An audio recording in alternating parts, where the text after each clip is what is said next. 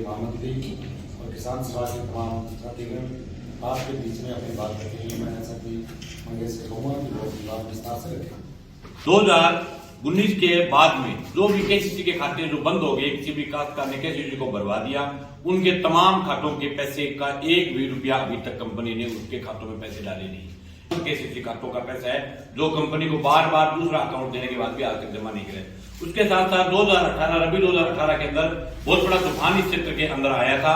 उस समय पूरे रुपया अभी तक बीमा कंपनी ने खाते में डाला नहीं। रबी 2020-21 के अंदर हनुमानगढ़ जिले के अंदर कम से कम 500 करोड़ रुपए के आसपास क्लेम बढ़ रहा था, लेकिन अभी तक कंपनी ने सिर्फ 200 करोड़ रुपए क्लेम फसल बीमा क्लेम का जो मामला है, इसके अंदर राजस्थान की सरकार और केंद्र की सरकार और यहाँ के आला अफसर पिछले कलेक्टर के टाइम में एक भी जिला सतर्कता समिति की बीमे के साथ जो बैठक होती है, उसकी एक भी बैठक पूर्व कलेक्टर की अध्यक्षता में एक बार भी बैठक नहीं हुई। इस बात से सीधा सीधा ये होता है कि प्रशासन की और बीमा कंपनी के आपस में साठ करते हैं। हालांकि हम वर्तमान कलेक्टर को धन्यवाद भी देना चाहते हैं कि इनके आने के बाद 2 बार बीमा कंपनी के साथ बैठक भी हुई है। अभी जो क्लेम जो 2022 का कट रहा है, उसको लेकर के कलेक्टर ने बाकायदा फटकार भी लगाई है, इनके गांव में रथ भी रोके, सब काम किए, लेकिन पूरे कलेक्टर के टाइम में बीमा कंपनी की खुली लूट रही। निश्चित रूप से ये करोड़ों रुपए का जो मामला था, उसके अंदर उस समय निश्चित तौर से जिले के प्रशासन की और बीमा कंपनी की आपस में साठ काट रही है। ये बात नहीं कि हमने उस समय लड़ाइयां नहीं लड़ी। मेरे पास लिखित में 5-6 समझौते प्रशासन के साथ समझौते में मतलब ये 22/7/2021 को एक समझौता हुआ था, जिसके अंदर पूरे जिले का प्रशासन में मौजूद था। हमारे पड़ाव पर रात्रि टाइम में समझौता हुआ था। इसमें सब मुद्दे बाकायदा लिखित में मुद्दे, लेकिन उसके बावजूद भी आज तक वो जो क्लेम है वो थोड़ी थोड़ी किस्तों में डाला जा रहा है। तो निश्चित रूप से मैं ये उम्मीद करता हूँ कि पत्रकार साथियों ने लंबे समय से किसानों की आवाज को इस जिले में बुलंद किया है। ये बहुत ही बड़ा इशूज है। 500 करोड़ रुपए कोई छोटी रकम नहीं होती। 500 करोड़ रुपए एक गवर्नमेंट का और एक योजना का जिले के ऊपर बजट होता है। एक एमएलए 5 करोड़ रुपए का सालाना बजट मिलता है, 25 करोड़ रुपए 5 साल में विधायक खर्च करता है, लेकिन यहाँ तो 500 करोड़ रुपए एक बीमा कंपनी अटकाए बैठी है। और निश्चित रूप से सरकार के नुमाइंदे जो राजस्थान की सरकार के जो लोग हैं, वो इस बात को लेकर के केंद्र सरकार पर डाल देते हैं, केंद्र सरकार स्टेट गवर्नमेंट पर डाल देती है, लेकिन असल के अंदर दोनों सरकारों की जिम्मेवारी है कि दोनों सरकारें मिलकर के प्रसारित करके उनको लाभ दिलाने का काम किया है।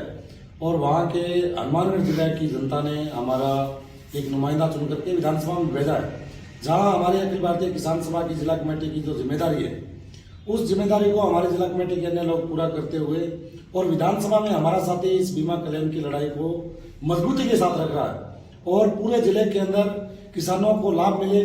जिस तरीके से केंद्र और राज्य सरकार की जो किसान विरोधी नीतियां एक दूसरे पे जो थोप रही हैं, जैसा कि क्लेम का जो मामला है वो दबा करके बैठी है, गहलोत सरकार कुछ नहीं बोल रही और केंद्र सरकार उसके ऊपर पल्ला झाड़ रही है कि राज्य सरकार कुछ नहीं दे रही है।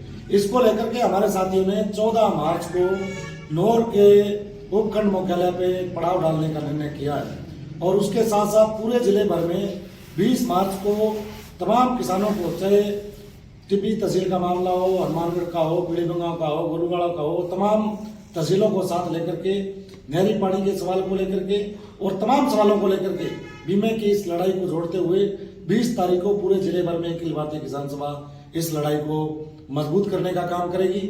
और जो लोग हमारे बारे में, अखिल भारतीय किसान सभा के बारे में जो दुष्प्रचार कर रहे थे कि दरी बिछाने से पानी नहीं मिलता, उन लोगों को आज मजबूर किया है हमारे इस लाल झंडे के लोगों ने कि दरी लगाने से इस देश की आजादी मिल सकती है, बिजली पानी मिल सकती है और बीमा क्लेम मिल सकता है। इसलिए वो हमारे अखिल भारतीय किसान सभा की नकल करते हुए वो कह रहे हैं हम आपको न्याय दिलाएंगे। हम तो ये कहेंगे कि देर आए दुरुस्त आए, लोगों को अकल आनी चाहिए और किसानों की इस लड़ाई को मजबूत करना चाहिए। और वो तमाम लोग जो किसानों की इस लड़ाई को मजबूत करना चाहते हैं, वो 20 तारीख को पूरे जिले भर में किसानों को साथ लेते हुए किसानों की इस लड़ाई को मजबूत करने का काम करेंगे।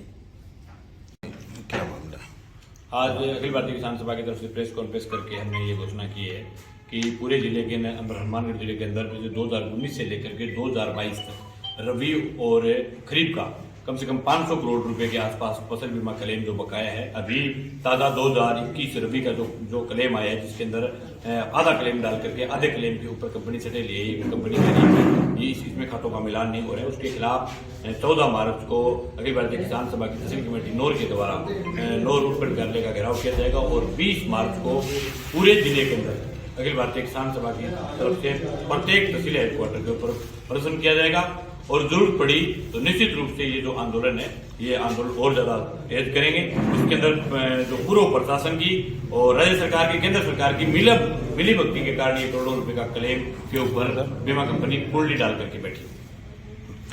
एसीबी का क्या मैटर था बीच में भी? एसीबी का मामला ये है कि अभी पिछले दिनों यहाँ कई जगह व्यवस्थापक, बैंकों के व्यवस्थापक और जो बीमे के जो लोग आपस में मिलकर के काफी जगह भ्रष्टाचार किया था। इन्होंने गबन किया था, किसानों के नाम की झूठी गिरदावरी तैयार करके पैसा खाया था। उसके अंदर बीमा कंपनी के कुछ लोग शामिल थे, कई जगह पटवारी शामिल थे, तो कई जगह बैंकों के व्यवस्थापक शामिल थे। लेकिन अभी बीमा कंपनी खुद शिकायत करके पूरी ग्राम पंचायतों को परेशान करने का प्रयास किया जा रहा है। हम ये चाहते हैं कि निश्चित रूप से बीमा कंपनी एसीबी का बहाना बना करके 2022 का जो कि हमारा करोड़ों का क्लेम बनने वाला है, उसके ऊपर पहले से डाका डालने के लिए एसीबी के नाम से लोगों को डराना चाहती है, खौफ पैदा करना चाहती है। हमारा राज्य सरकार से इस मामले में सीधा सवाल है कि राजस्थान की सरकार इस मामले में तुरंत संज्ञान ले कि एसीबी इस प्रकार से लोगों को डरा और धमका करके बीमा कंपनी के लिए काम नहीं कर सकती। आज के दिन ऐसा लग रहा है कि एसीबी बीमा कंपनी का बतौर एजेंट काम कर रही है। मीटिंग नहीं हुई, आप बता रहे थे अभी पिछले कलेक्टर के, क्या वजह है, क्या मीटिंग? पिछले कलेक्टर जाकिर हुसैन जी के टाइम में निश्चित रूप से हमें ये खुल्लम खुला कहने में कोई गुरेज नहीं कि उनके टाइम में एक भी बीमा कंपनी के साथ बैठक नहीं हुई। उनकी निश्चित रूप से डायरेक्टली बीमा कंपनी के साथ साठगांठ थी, इसमें कोई दोहराई नहीं। उनका बीमा कंपनी के साथ जो व्यवहार था वो बड़ा दोस्ताना था। अब किसी कलेक्टर का किसी बीमा कंपनी के साथ दोस्ताना व्यवहार होने का मतलब क्या निकलता है? निश्चित रूप से इनके आपस में आर्थिक संबंध रहे, इसमें कोई दो राय नहीं। आर्थिक संबंध के बगैर इस प्रकार से कोई भी कलेक्टर कर नहीं सकता। वर्तमान कलेक्टर ने 2 बैठकें की आने के बाद, लेकिन पूर्व कलेक्टर लंबे समय तक जिले में रहे, एक भी बैठक उनके टाइम में आयोजित नहीं की। ठीक है सर।